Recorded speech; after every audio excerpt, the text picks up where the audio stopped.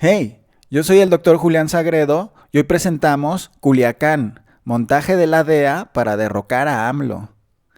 En este capítulo vamos a presentar la historia completa sobre el montaje de la DEA, desde el manual del golpe suave, el por qué la DEA entró a México, quién la dejó entrar y por qué ahora pretende reiniciar la guerra contra el narco poniendo trampas para de paso derrocar a Andrés Manuel López Obrador.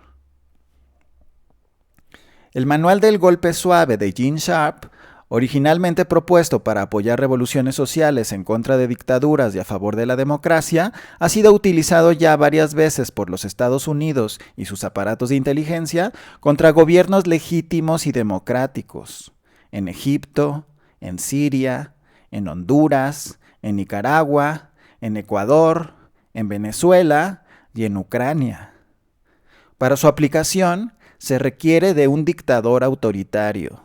Revisen los casos mencionados. En todos se mintió para formar una imagen autoritaria del gobernante utilizando banderas falsas, es decir, montajes, para culparlos de atacar a su propia población. El ejemplo de Siria es singular. Varios ataques con armas químicas fueron presentados en los medios como autoría del gobierno sirio, simplemente para ser desmentidos días después. Eran montajes, no tan baratos, elaborados, trampas para hacer creer a la opinión pública de que había autoritarismo y represión, es decir, dictadura. Habían sido exitosos en todos sus montajes mientras controlaban los medios y tenían el poder militar dominante. Pero finalmente, los observadores de las naciones independientes aprendieron a detectar los montajes. El poder militar se perdió por los sistemas de misiles portátiles rusos y los montajes ya no funcionaron y ya no se pudieron imponer a la fuerza. Equipos completos de cineastas, con actores mezclados con verdaderos terroristas, armaban estos montajes, que eran rápidamente cubiertos por medios occidentales, junto con campañas en redes sociales. Se mostraban niños heridos y familias completas intoxicadas. Pero en cuanto llegaban los observadores independientes, los hechos no soportaban un análisis riguroso. Poco a poco, con la ayuda del gobierno ruso, el gobierno sirio demostró que no estaba en contra de su población. Renunció a todas sus armas químicas para no dar pretexto a la invasión y logró proteger su espacio aéreo y terrestre tanto de los terroristas pagados por Arabia Saudita como de los ataques de misiles de los Estados Unidos. ¿Por qué querían invadir Siria?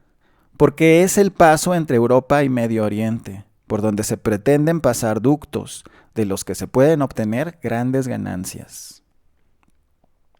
Como dice John Perkins en su libro Confesiones de un asesino económico, primero mandan a los asesinos económicos, que trabajan para calificadoras privadas, a convencer a las naciones de tomar préstamos impagables que en realidad son para dar contratos a sus propias empresas, con la promesa de un crecimiento económico impresionante, que al final solo beneficia a unos cuantos magnates y deja en la pobreza a la mayoría de la población inmensamente endeudada.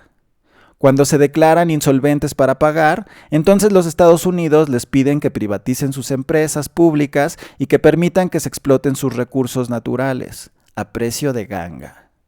Y de paso, que voten a favor de las políticas de Estados Unidos en la ONU, permitan alguna base militar u ofrezcan su cooperación en alguna nueva invasión. El asesino económico cuenta con varias armas. Los informes falsos sobre crecimiento económico exagerado si se adoptan las políticas americanas, estadísticas cuchareadas a favor de las inversiones propuestas, grandes sobornos para cadenas completas de servidores públicos, regalos especiales diseñados para explotar las debilidades de cada persona e inclusive encuentros sexuales con hombres y mujeres atractivos. Pero si los gobernantes se niegan, entonces vienen los chacales, justo detrás de los asesinos económicos. Los chacales son verdaderos asesinos. Ellos plantean primero advertencias y chantajes, luego amenazas de desprestigio, montajes y chismes, y luego amenazas a los seres queridos, y finalmente el asesinato. Y si no funciona el asesinato, entonces viene el poder militar, la invasión. En América Latina hemos visto todas estas formas. desde la intervención militar en Chile hasta los asesinatos de los presidentes de Panamá y Ecuador, la criminalización de Lula, la enfermedad de Chávez, el bloqueo a Cuba y los sobornos en México. El abanico completo. Para poder aplicar el manual al presidente Andrés Manuel López Obrador, la mafia requiere que se vea como un dictador autoritario. ¿Recuerdan las marchas fifís? El canto es el de dictador autoritario. Es un mantra. Conocen bien el manual. Pero pocas personas hay en el mundo más alejadas de un dictador autoritario que AMLO. Él luchó por la democracia, le hicieron 2 fraudes electorales, lo quisieron culpar de abrir una calle a un hospital y quitarle su derecho a ser votado. Le infiltraron un partido político y finalmente ganó con el apoyo de la gente común, de la gente despierta, de los verdaderos patriotas. Además, muchas veces ya ha dicho que él no va a reprimir a nadie. Se hará justicia usando la ley, pero sin abusos de ningún tipo. Y lo ha cumplido. A pesar de las provocaciones burdas que se han hecho durante las marchas disque feministas o disque anarquistas, en las que más de uno ha saltado a exigir la represión. Aunque lo sigan intentando y escalando, esto simplemente no va a pasar. No es un movimiento superficial. Es un cambio verdadero. Como las armas de los chacales no funcionan con AMLO y la opción militar no tiene sentido contra un gobierno claramente democrático y legítimo, la mafia ha entrado en desesperación. No se puede. Los partidos de oposición pierden apoyo rápidamente. El PRI no va a regresar. Y el PAN muere, sepultado por sus propias mentiras y costumbres corruptas. El golpe suave no funciona. Se hacen marchas de protesta y hacen el ridículo. Se hacen marchas a favor para exigir cosas que parezcan autoritarias y no funcionan. Como a niños berrinchudos, se les deja romper y gritar, pero no se les reprime. Se cansarán. Nadie les hace caso. Se trata de introducir a periodistas extranjeros fantoches, ahora llenos de elogios hacia AMLO, y se detectan. No somos tontos. Somos un México nuevo, forjado en la represión, con experiencia antifraude, con entendimiento de los diversos tipos de montaje. Entendemos que el cambio también está en nosotros. Debemos ser ejemplares, respetuosos, justos y tolerantes, pero firmes y honestos también, sin pelos en la lengua. Así que esta historia pasó de los actores políticos moralmente derrotados a los poderes directos. Ya salió la Iglesia a reclamar el rol político y económico que pretende, pero que la historia ya le negó desde la separación impuesta por la Reforma. Siguen los bancos, a los que ya no se les permitió seguir prestando para seguir explotando. Los empresarios corruptos se aislaron y están a la vista. Así que lo que queda es el complejo militar industrial. La opción militar encubierta. La historia de la DEA en México comienza en el sexenio de Vicente Fox, el traidor a la democracia, cuando México y Estados Unidos acordaron colaborar en materia de inteligencia estratégica. Tras varios años de negociaciones, fue Felipe Calderón el que finalmente firmó los acuerdos, con la reticencia del Ejército y la Marina. Se permitió operar libremente a los agentes de 9 instituciones de espionaje de los Estados Unidos bajo la cobertura de una denominación equívoca, la Oficina Binacional de Inteligencia, el gran centro de espionaje de Washington en México, en el que los agentes se presentan como diplomáticos. Son básicamente un equipo de asesinos económicos, agentes desestabilizadores, infiltrados y chacales, con oficinas en Reforma, en Tijuana y en Ciudad Juárez. Durante el sexenio de Carlos Salinas comenzó a aplicarse el manual de las privatizaciones. De 1982 a la fecha, se han privatizado, desaparecido, desincorporado y enajenado 585 entidades, 431 empresas públicas y 18 instituciones bancarias. La política neoliberal ha violado todos los derechos sociales.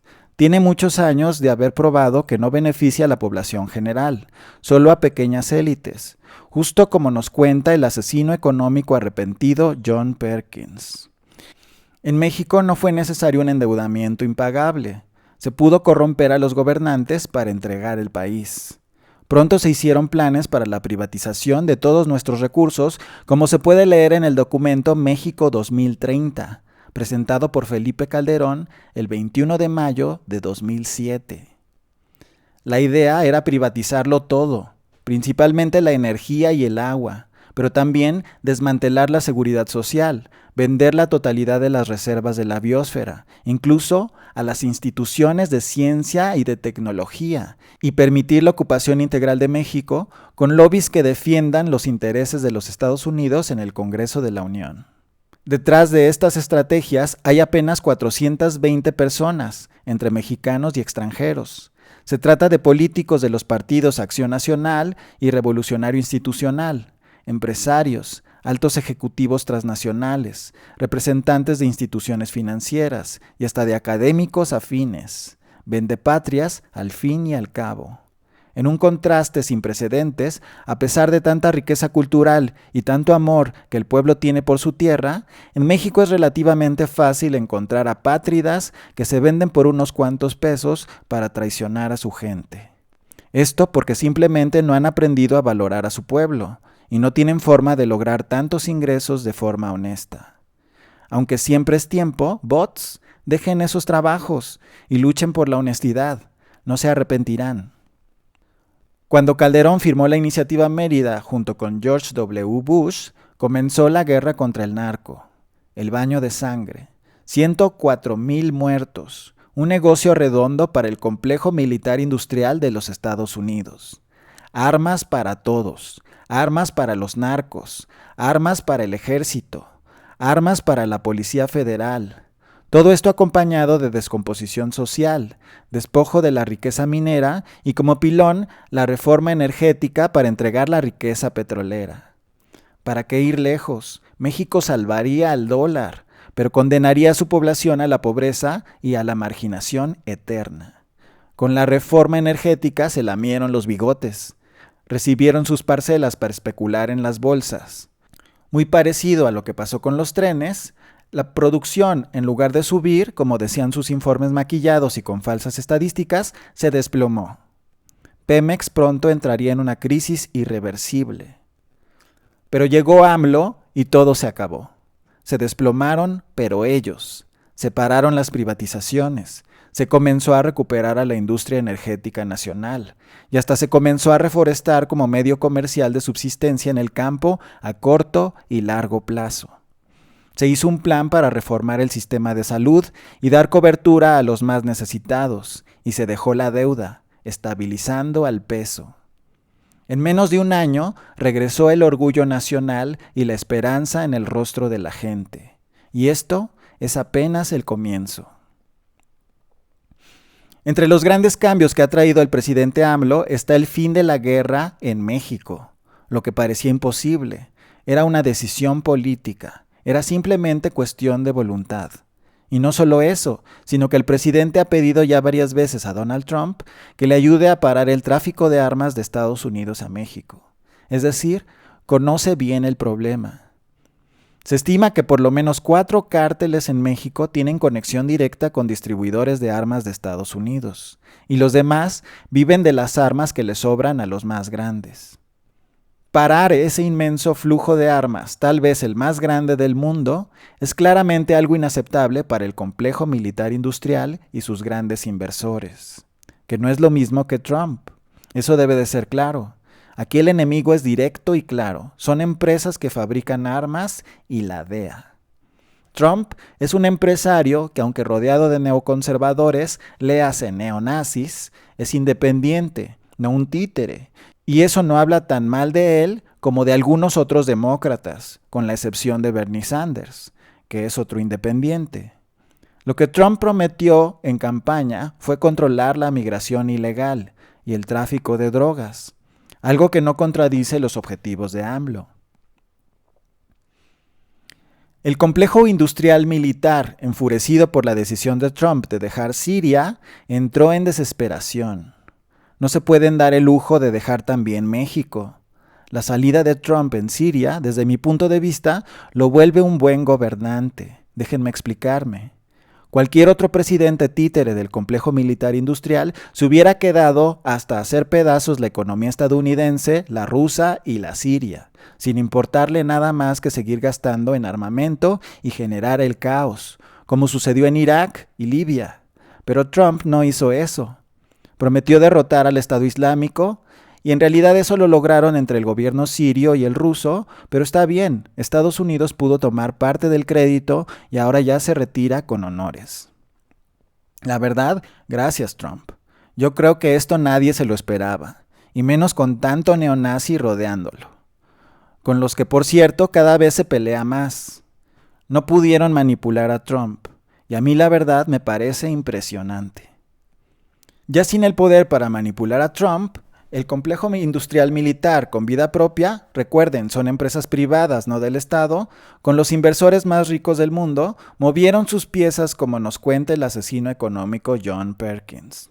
Tienen operadores en diversas empresas, coludidos con jueces y directores de agencias de espionaje. Son una red privada, con brazos dentro del gobierno estadounidense y algunos otros, como el de México de Calderón y Peña Nieto. Son efectivamente uno de los grandes brazos operativos de la mafia internacional, representante del capitalismo depredador y de la megacorrupción internacional. Estas mafias, como ya he mencionado en otra ocasión, pueden identificarse porque gustan de saquear oro y petróleo y traficar drogas, como sus actividades principales, sin olvidar el gran negocio de la guerra y el tráfico de armas, del que también obtienen jugosas ganancias. ¡Qué interesante! Al parecer los narcos son simplemente otros de sus títeres. Y en esta ocasión, el complejo militar industrial claramente ha utilizado a los operadores en la DEA y en el sistema de justicia americano para tratar de reiniciar la guerra en México, para no perder su gran negocio de destruir a México y saquearlo. Durante los sexenios de Calderón y Peña Nieto, la DEA se dedicó a infiltrar cárteles y ponerlos a pelear entre ellos. Se le conoce como la guerra secreta de la DEA en México, suficientemente documentada en la prensa. Inclusive se aliaron con el cártel del Chapo Guzmán, pero obviamente no con el Chapo, sino con la sección controlada por los Zambada. La alianza de la DEA con el cártel de Sinaloa resultó en frecuentes operaciones clandestinas destinadas a golpear otras organizaciones criminales rivales. La DEA dirigía la masacre, manipulando a todos y viendo cómo se mataban y cómo compraban cada vez más armas. En unos pocos años, con Calderón, hicieron que México se volviera por momentos el lugar más violento del mundo y lograron destruir una gran parte del tejido social, sumergiendo a los mexicanos en el caos y la desesperanza. Inclusive cuando entró López Obrador, el flujo de armas aumentó, a propósito. El plan era aumentar la violencia y así desestabilizar el nuevo gobierno legítimo. Todo esto acompañado de estadísticas que si no salían bien serían maquilladas para pintarlo como un gobierno aún peor que los anteriores.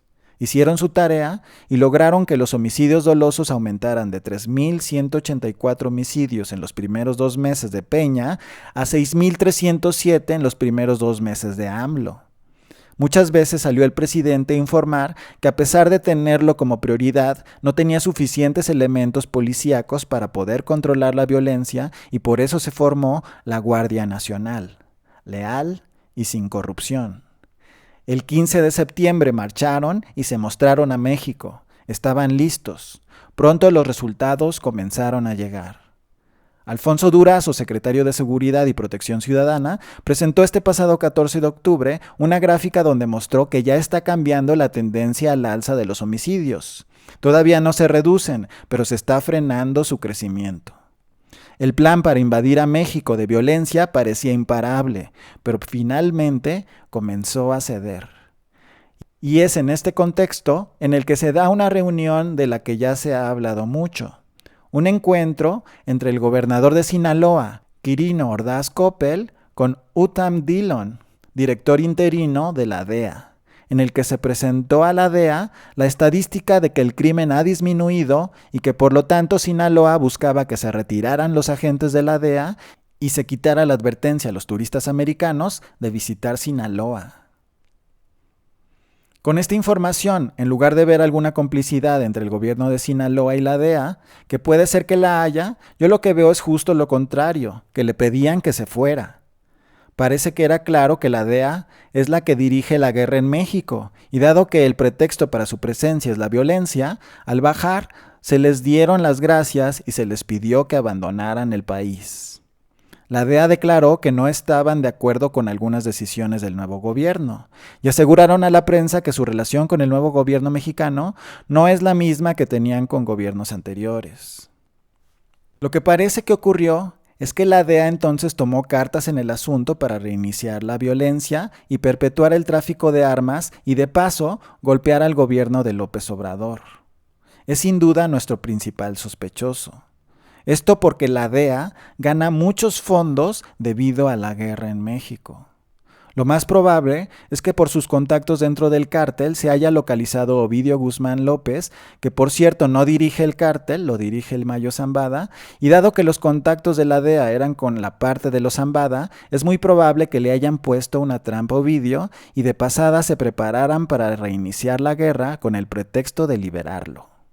Así confunden a todos. Hacen creer a Ovidio que están con él y cumplen los deseos de la DEA. Al parecer, no participaron directamente agentes de la DEA, por lo menos lo están negando. Tal vez no quieren ser tan obvios.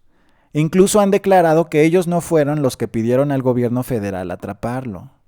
Pero el gobierno federal de hecho no sabía nada.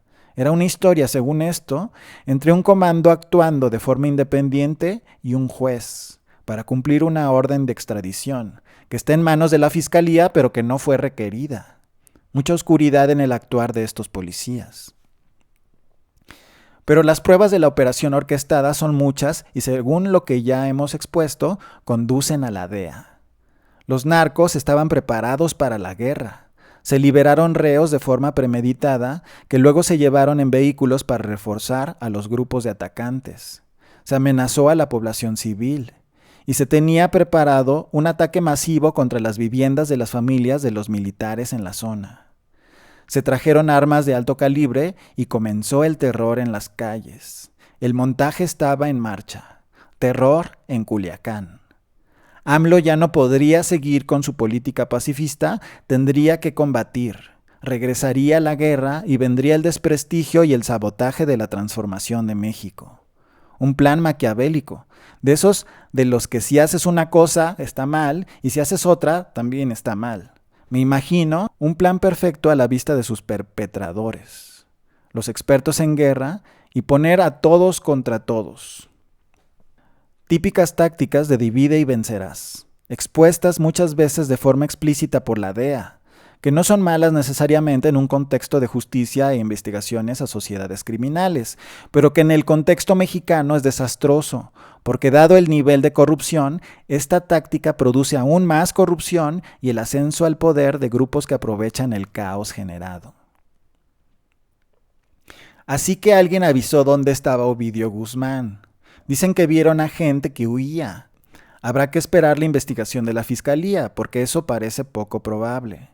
Lo que siempre pasa en estos casos es que avisan de adentro, ya sea los infiltrados o los que tienen tratos con la DEA, como sucedió cuando atraparon al Chapo, que se los pusieron. Se resguardó a Ovidio esperando una orden de cateo que no estaba lista. Esto indica que lo delataron. Se actuó sin autorización federal, lo que indica que hay contubernio de jueces, y se pretendió que dejar de resguardar el lugar significaría rendirse frente al narco. Sin embargo, ni el presidente ni su gabinete de seguridad cayeron en la trampa. Se dejó el resguardo, se canceló la operación repentina, los criminales ya no pudieron ser manipulados y obtuvieron lo que se les había dicho que debían lograr. Terminó todo. Los militares fueron verdaderos héroes, ayudando a la población, repeliendo ataques, pero no abriendo fuego de forma indiscriminada y letal. Para todos aquellos que dicen que el Estado mexicano se vio rebasado, no es así. El poder de fuego del ejército mexicano es muy superior. De hecho, el nivel de violencia mostrado por los narcotraficantes es sinónimo de debilidad. Se jugaron una de sus últimas cartas, y lo sabían. Simplemente no es así como se va a resolver esto. La paz es ahora. Y es más fuerte el paciente y más congruente el que respeta la vida de los demás que el que se cree valiente poniendo la vida de otros en riesgo. Eso es de cobardes. La valentía también es saber cuándo pelear y cuándo no. Y más que nada, conocer al enemigo. AMLO va a respetar las decisiones de los jueces, pero no va a pelear una guerra. Eso no va a pasar. No es necesario. Y no sirve para nada más que para seguir ampliando cadáveres en los cementerios. Ahora se buscan resolver estos problemas de raíz. Y si la DEA dirigía la guerra, que se vaya. Si el tráfico de armas es lo que la motiva, que se suspenda. Si el tráfico ilegal de drogas genera grandes ganancias, que se legalice. Y si los capos están dispuestos a reparar todo el daño que han hecho, que se les dé amnistía y se les quiten sus bienes. A esto es a lo que AMLO se refiere con tener todas las opciones abiertas para resolver el problema de la violencia. No es con más violencia como se resuelve, al contrario. Eso es para seguir saqueando y explotando a México. No lo ve quien no lo quiere ver. Es algo obvio. Sin embargo, la DEA ahora está furiosa. Dicen que AMLO hizo un pacto con el diablo y otras cosas más. Están haciendo berrinche y se delatan.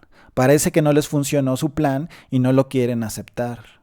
Tendremos que estar muy atentos a sus acciones y seguirlos, porque al dirigir la guerra en México demostraron su peligrosidad.